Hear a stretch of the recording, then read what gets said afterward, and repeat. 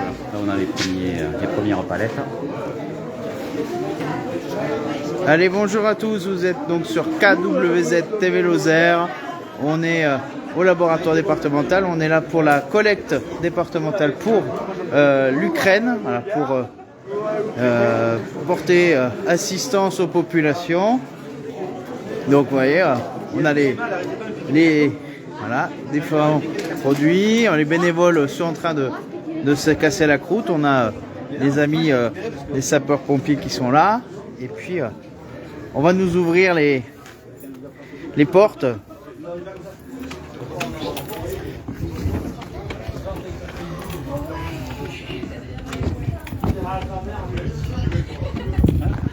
Pareil avec les clés. Ah, petit suspense. C'est toujours le problème avec On les va y clés. arriver. Le petit suspense. J'ai bien le 4, j'ai bien la bonne clé pourtant. Dommage, vous avez loupé l'organisation militaire, quasi militaire de cette. Et efficace. Efficace. Avec les pompiers en général, c'est toujours carré. Très efficace. C'est toujours très carré. Donc on est sur quoi en termes de volume? Une quarantaine de palettes. Voilà, une quarantaine de palettes. Voilà. 43 palettes. 43 palettes, exactement. Ouais. Avec un peu de tout, hein, des Il y a de vêtements tout, chauds. il y a des vêtements chauds. Là, je vois des couches, Il y a des slips de protection. Voilà. Ce qui est produit de première nécessité en matière d'hygiène. Et du matériel médical également. Et du matériel médical. Voilà. Donc, tout pour porter assistance aux populations. Exactement. Voilà. Et de tout le département à peu près. Ouais, voilà, c'est les collectes faites, voilà, sur tout le département. Des collectivités territoriales, et on a tout recentré ici pour un nouveau truc. Et il y en a encore. Et là, voilà. Ah ouais. Ah ben, bel élan de solidarité des Lozériens. Ah oui, jusqu'au fond. Ouais.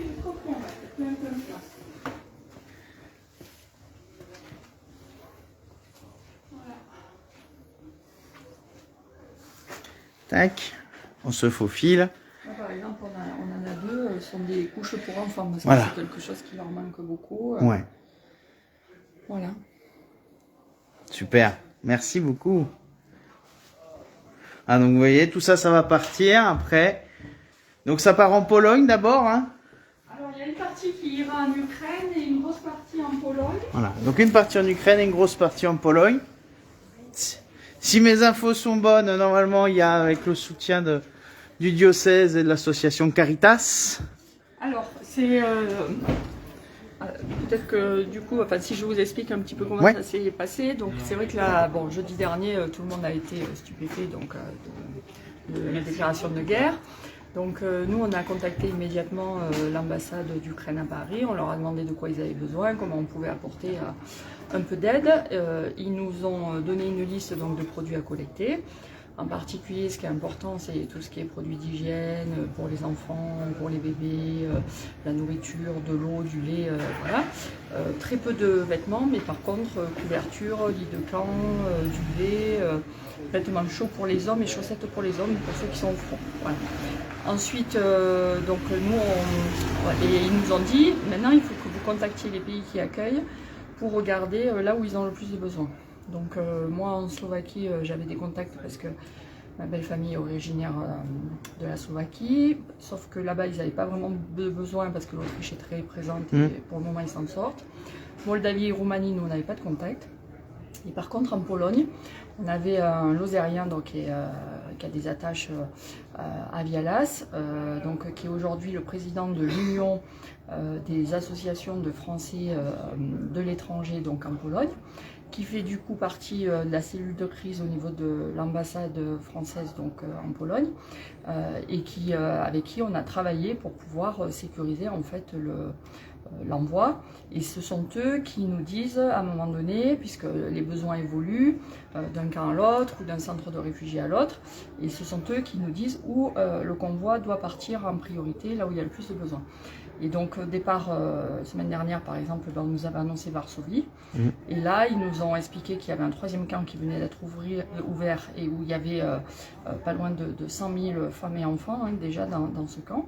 Et donc le gros en fait de ce qui a été collecté va partir dans ce camp, c'est la demande qu'on a eue de l'ambassade française de Pologne.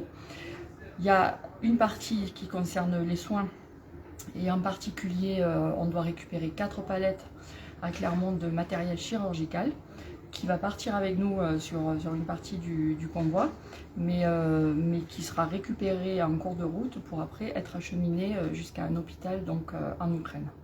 Voilà. Bon, bah super, merci.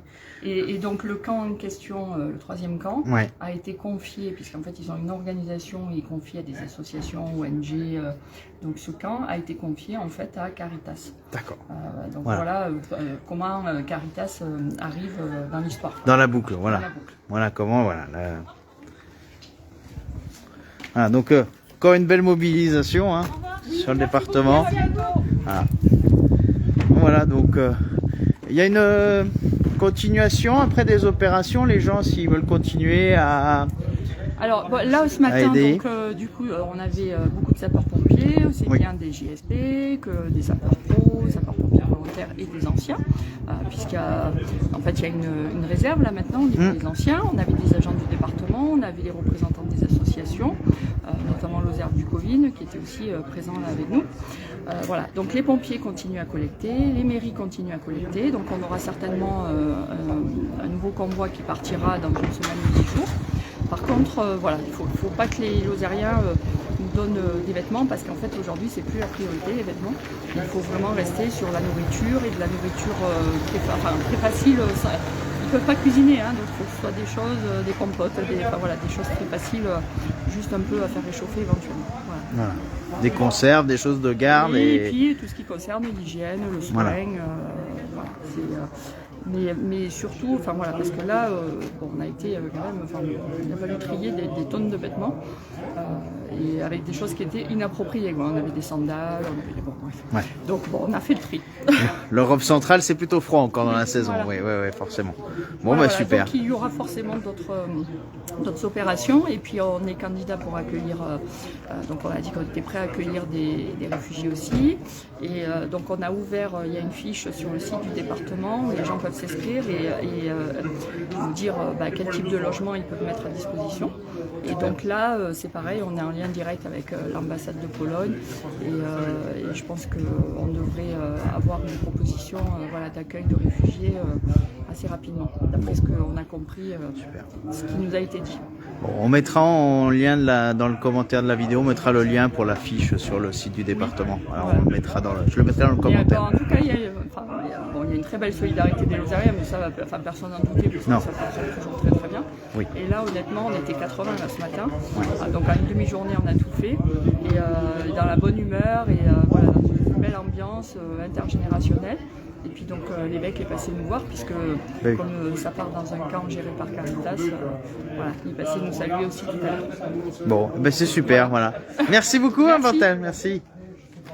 Voilà, alors voilà, donc la solidarité encore une fois à l'honneur en Lozère avec nos amis des sapeurs-pompiers. Voilà, et ben merci à tous, on souhaite un bon courage à nos amis ukrainiens ainsi qu'aux familles à l'étranger, voilà. Et puis n'hésitez pas et je vous mets en commentaire le lien pour les prochaines opérations avec le département de la Lozère. Merci à tous.